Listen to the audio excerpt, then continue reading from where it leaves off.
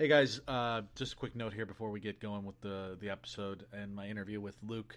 We're talking about professional wrestling, and it's we get a little bit off the beaten path in terms of little lesser known names, and if we do talk about Tom Zenk, who just passed away very recently.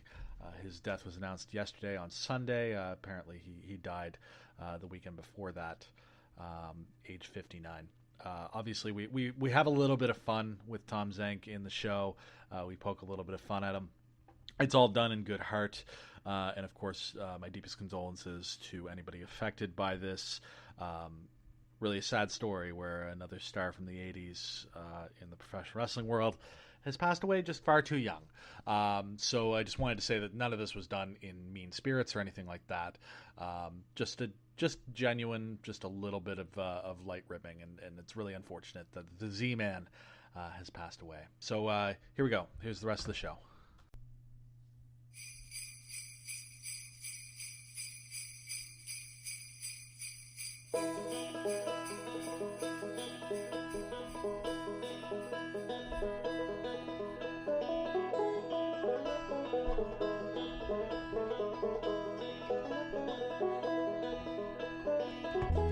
And with visions of podcast dancing in our heads, welcome once again to the John Dulong Show. 1 week away, guys. 1 week away until Christmas Day. There will be a podcast next Monday. Promise you that right now. It's already recorded. It's all ready to go. I put it together ahead of time, and just wanted to make sure that we still got an episode out there, because I think that there's always an opportunity to get away, and always a desire to get away on Christmas Day and spend a little bit of time. Maybe spend it with me. Hope you enjoy it. Anyhow, I'm John Dulong. Should probably start saying that a little bit earlier in the intro. Anyhow, welcome to the show. Thank you so much for tuning in once again. I know that it's the crazy holiday season. Like I said, we've already had the rules for holiday shopping, so I hope you're winding up. I'm not done. I'm nowhere near done. We always do Christmas a little bit off of Christmas in my family, just because it's the easiest way to get people's work schedules to sort of sync up. So I'm spending some time with my girlfriend and her family right around Christmas, and then we're actually going to do the family Christmas on the old Dulong side a little bit later. It's going to be into the new year at some point, just because that's what makes the most sense for my family. And I hope whatever makes the most sense for your family is an enjoyable time nonetheless. What's going on this week? This week I'm going to be playing part of an interview that I did with my good friend, one of my oldest friends, Mr. Luke Hardiman. Luke and I go way back now to like over 10 years, which is wild. He and I, we talk about it a little bit on the interview there, but we talk about how it was one of those moments where he lived across the hall from me in my first year of university, and he made a really obvious wrestling reference, and it was love at first sight, I guess, bromance at first sight. Anyhow. Looking forward to seeing Luke over the holiday season. His family's still here in Nova Scotia, so he's coming back from the big city of Toronto to come visit. So I'll look forward to seeing him and maybe Allison as well, his partner. I haven't seen Allison in forever.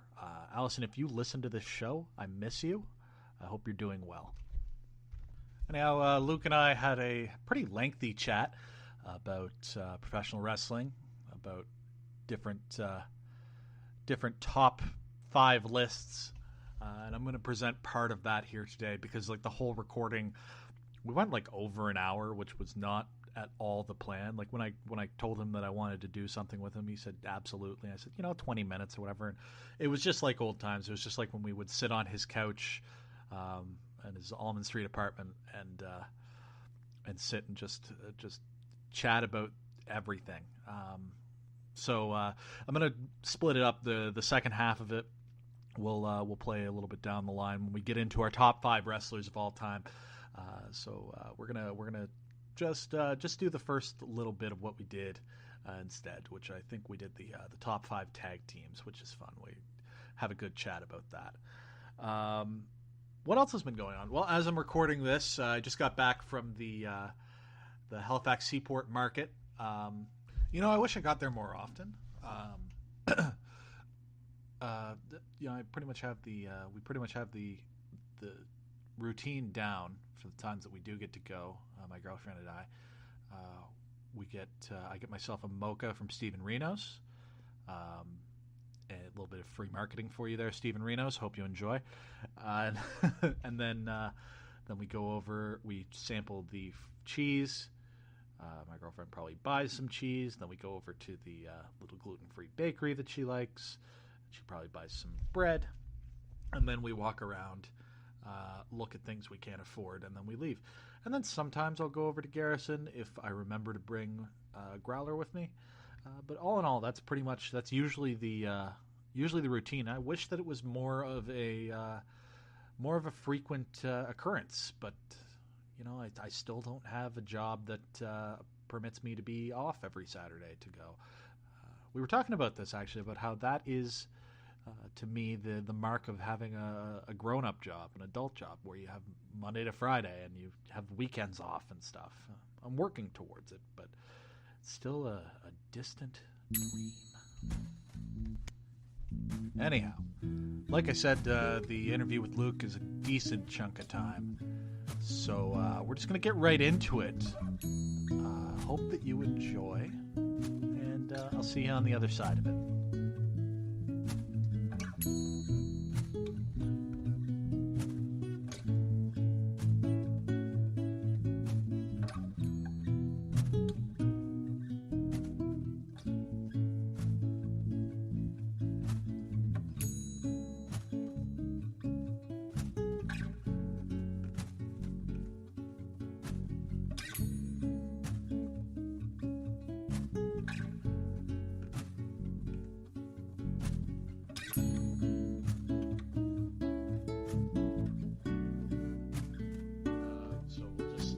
Started here, I guess. All right, so I am joined at this time by a friend of 10 years. Yeah, we're getting old. That's frustrating. That's upsetting. Luke Hardiman. Timothy, how you doing? Okay. I'm doing well, John. How are you? I'm good. I'm glad to have you here. One of my closest friends, dearest friends, and when we first met, it was a wrestling reference that wrote our friendship, that started our friendship. So I figured who better to have on to talk about a little bit of professional wrestling today. Yeah, I actually think you would be the literal last person I ever traded, in the wrestling parlance, traded tapes with. Because nowadays it's just, hey, check out this YouTube video, or I'll link you to the thing, or go on the network. But at that time it was, hey, I've got these DVDs, you've got those DVDs, like let's do a swap. Oh, you got that one? Cool. Like they didn't get that one in my hometown. Like, and you got maybe a different one, or, oh, you have the Guerrero one, but I only saw the censored version. It was posted online, or something of that nature. So I don't think since that time that's really been a thing. It was at the end of an era. Yeah. Well, it's so weird. Like, I mean, again, it was only like 10 years ago, but like, it's just like the physical media is still out there and people still buy it. Like, and if there's a DVD that I want, like, I will still go and buy it. But like, I don't remember the last time that it was just like, oh, I got to see this thing, so I got to go out and get the DVD for it. It's all online. Anyhow, like I figured what we would do is just go over some tops, because like what you and I have done, Luke, over the years has been trying to, usually while like half in the bag, try to rank like our favorite wrestlers and rank like the best groups of all time or whatever. So I just figured that we would do just sort of a top 5 for a few different categories, not necessarily locking you into this one's my number 5, this one's my number 4, but just to sort of go over a few top 5s in terms of a few different categories of professional wrestling. Sound good? Sounds wonderful to me. Awesome. Hey, let's start with tag teams, because tag team wrestling, I think, is something that you and I both do like. You don't see as much of, but like I think back to like when I was first really getting into wrestling, and it was when there was a tag team boom, and I think you're seeing a little bit of that now. But why don't you start us off? What's one of your top five? I'm gonna I guess preface this by saying I'm not going by kayfabe terms. Like I think if I was to go with the top five tag teams, you'd rank them maybe according to win-loss record or number of days holding the title or something of that nature. But for me, I'm just going to go with what I've enjoyed the most. Oh yeah, And absolutely. a little bit out of left field maybe when you consider like the vast lineage of great tag teams. But perhaps my most favorite tag team of all time is Daniel Bryan and Kane. Interesting. Later Team Hell No, but Team Friendship to me, and the Dr. Shelby stuff. It was when I first got back into wrestling after a hiatus, and I thought that the chemistry that they had and the dynamic between the two, and whether it was the comedy sketches or the in-ring work or just introducing a different side of Daniel Bryan's character that maybe we had not seen on WWE television. Right. And everything that came from that, and I thought the match quality was actually quite excellent, especially for the time for the tag team division. And I just really enjoyed it from top to bottom. So I'm going to put them in my top five for sure. Nice. Okay, first one that I'm going to put in is probably, like I said, when I first got into wrestling, it was, the first year in wrestling that I really remember is 1998. Like that's the one where I clearly recall, sort of the major beats of that year. And that was sort of at the beginning of the careers of Edge and Christian. Those guys to me are, I mean, like, sure, there's a little bit of a national pride thing here too, knowing that they're a couple of guys from the Greater Toronto area, but a couple of guys who they did these crazy matches with the Hardys and with the Dudleys. They had these hilarious characters, but they were also just like, they were heels. They were bad guys. So you like hated them, but they were also so entertaining, and they had these amazing matches and just like memories, like really vivid memories. And it's just something that I've never forgotten, is just like how much I loved watching Edge and Christian when I was a kid. So they're definitely in my top five. Yeah, that's a great choice. I mean, they'd probably make it into mine too. I'll try not to. I mean, we're going to have some overlap eventually on these, but I'll try not to just follow it up with, yeah, they're in mine too. So that's a great choice, John. One of the greatest tag teams of all time, and during a period when, there were a lot of great tag teams, and they still managed to be above the fray. And like you said, just a ton of great moments and fabulous memories. So I'm going to go with. When I was, wrestling was always around in my house, like with my grandparents and my older brother. When I first really started getting into it, it was probably in the, 1993 to 94 range. I was really young.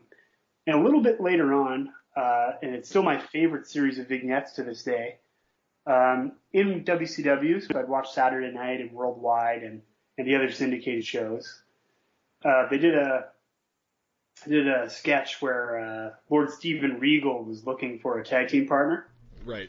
And eventually took, the uncouth Alabama Bobby Eaton and turned him into Robert Eaton, and they became the Blue Bloods, or the newer rendition of the Blue Bloods. So I'm going to put them as my second in my top five. I thought they were just a wonderful heel tag team. Regal, obviously a great wrestler, but even as a child who didn't, who wasn't about work rate or any of those things, like I thought that their comedy was amazing. They made baby faces look great. I always wanted to see them get beat up, whether they were facing the Nasty Boys or whatever other WCW tag team at the time they would have been up against.